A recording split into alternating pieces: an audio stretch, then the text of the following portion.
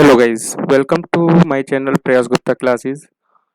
आज से हमारी एसएससी सीपीओ इम्पोर्टेंट क्वेश्चन की सीरीज चल रही है। ये हमारी फर्स्ट वीडियो रहेगी जिसमें मैं आपको प्रीवियस ईयर के सीपीओ के सारे रिलेटेड क्वेश्चन कराऊंगा जीके से।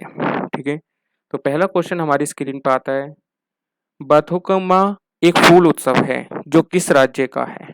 तो पहला ऑप्शन है आपका तमिलनाडु, दूसरा गुजरात, तीसरा तेलंगाना और चौथा राजस्थान। तो इसका ऑप्शन रहेगा तेलंगाना। ठीक है, नेक्स्ट क्वेश्चन, भारतीय संविधान का अनुच्छेद 59 किससे संबंधित है? राष्ट्रपति के रूप में चुनाव के लिए योग्यता, राष्ट्रपति पर महाभियोग की प्रक्रिया, राष्ट्रपति के कार्यकाल की शर्तें और राष्ट्रपति के कार्यकाल का कार्यकाल कार्यालय का कार्यकाल। तो ये आपका ऑप्शन रहेगा सी ऑप्शन, गया ऑप्शन, राष्ट्रपति के कार्यालय की शर्तें। मैं आपको थोड़ा सा इसमें इंपॉर्टेंट फैक्ट बता देता हूँ कि जो हमारा संविधान का अनुच्छेद भाग 5 है वो हमारा अनुच्छेद 52 से लेकर 78 है, जिसमें संघीय कार्यपालिका के बारे में बात की गई है। जो हमारा अनुच्छेद 52 है 52, वो भारत के राष्ट्रपति के लिए है। अनुच्छेद 54 भारत के राष्ट्रपति पर चुनाव के लिए है और भारत के राष्ट्रपति पर महाभियोग जो चलाया जा सकता है वो 61 पे चलाया जा सकता है। ठीक है, क्वेश्चन, भारतीय संविधान का कौन सा भाग हमारी राजनीति के पंथनिरपेक्ष चरित्र के लिए प्रदान करता है? मौलिक कर्तव्य, प्रस्तावना, मौलिक अधिकार, राज्य के नीति निर्देशक तत्व। तो हमारे भारतीय संविधान का वो भाग जो राजनीति के पंथनिरपेक्ष चरित्र के लिए प्रदान करता है वो है हमारा प्रस्तावना। कौन सा है भाई? प्रस्तावना। तो पंथ निरपेक्ष जो शब्द है संविधान में कब जोड़ा गया है ये आपको मैं बता दूं, 42वें संविधान संशोधन 1976 के ये तहत जोड़ा गया है हमारे संविधान में। ठीक है, पंथ निरपेक्ष का अर्थ आप मुझे कमेंट बॉक्स में बताइए क्या होता है पंथ निरपेक्ष का अर्थ। निम्न में से कौन सी यूरोप की सबसे बड़ी मीठे पानी की झील है? पहली क्या ऑप्शन लाडोग झील, ख ऑप्शन मलावी झील, ग ऑप्शन हिरन झील, घ ऑप्शन वुलर झील। तो आपको यूरोप की सबसे बड़ी मीठे पानी की झील बतानी है, कौन सी है? तो यूरोप की सबसे बड़ी मीठे पानी की झील आपकी लाडोग झील है। लाडोग झील जो आपकी रूस में पाई जाती है। ठीक है, आपको ये पता होना चाहिए। और मलावी झील जो है दुनिया की 9वीं सबसे बड़ी झील है अफ्रीका के ये पार, और अफ्रीका में तीसरे नंबर पे आती है। हिरन झील आपकी कनाडा में पाई जाती है और वुलर झील आपको पता ही होगा। ठीक, नेक्स्ट, निम्न में से किसमें हम मायोसाइट्स कोशिकाएं पाते हैं?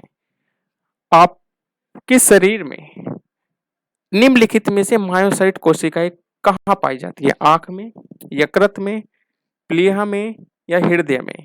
तो ऑप्शन होगा घ ऑप्शन, प्लीहा हृदय में। ठीक है, मायोसाइट्स कोशिकाएं क्या होती है मैं आपको बता दूं, इसको बोलते हैं हम हिंदी में मांसपेशीय कोशिकाएं। ठीक है, मांसपेशीय कोशिकाएं बोलते हैं, जिससे हमारी मांसपेशियां मतलब मसल्स का निर्माण होता है, उसको मायोसाइट कोशिकाएं पाई जाती हैं। ठीक है, ये हमारा रहेगा। तो गाइस नेक्स्ट है आपका, सुधीरामन कप किस खेल से संबंधित है? तो ये आपका जो कप रहेगा सुधीरामन कप, ये आपका किस खेल से संबंधित है? Bridge, lawn tennis, badminton, basketball. तो ये आपका जो रहेगा ये आपका रहेगा बैडमिंटन से। किससे संबंधित है? ये आपका बैडमिंटन से ये खेल संबंधित है, सॉरी कप ये संबंधित है, सुधीरामन कप।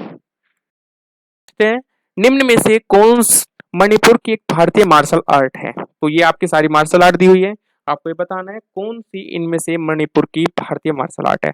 पहला ऑप्शन मैथाई, नेक्स्ट कलरियापट्ट, तीसरा ऑप्शन थांगटा और घ ऑप्शन गटका। ठीक है, तो इसमें थर्ड ऑप्शन गे ऑप्शन रहेगा थांगटा। तो थांगटा जो आपकी भारतीय मार्शल आर्ट है ये आपकी मणिपुर की है। ओके गाइस, अगर मैं बात कर लेता हूँ मैथाई, मैथाई जो आपकी है मुक्केबाजी से संबंधित है, तो थाईलैंड का है। कलरियापट्टम केरल की है और गटका जो है आपकी पंजाब की है, जो सिखों के द्वारा की जाती है। तो आपको पता होना चाहिए गटका ये वाली जो रहती है, ये आपकी गटका जो है सिखों के द्वारा की जाती है, ये आपको पता होना चाहिए। ये वाली भी गटका आपकी सिखों के द्वारा, और कलरियापट्टम आपकी केरल में, और मैथाई आपकी ये आपकी थाईलैंड के द्वारा की जाती है। पुराने संसद भवन को क्या नाम दिया गया है?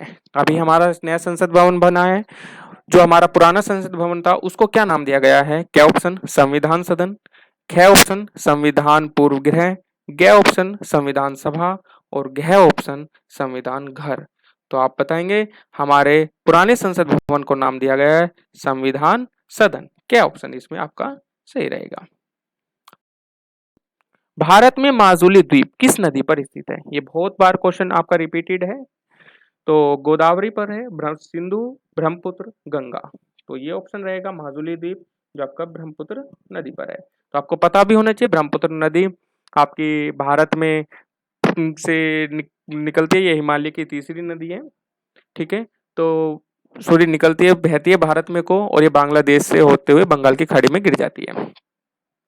नेक्स्ट क्वेश्चन, भारत में आर्थिक सुधार की प्रक्रिया किस पंचवर्षीय योजना में शुरू की गई थी? तो भारत में आर्थिक सुधारों की प्रक्रिया किस पंचवर्षीय योजना के तहत शुरू की गई थी? 10वीं, 5वीं, 8वीं, 6ठी।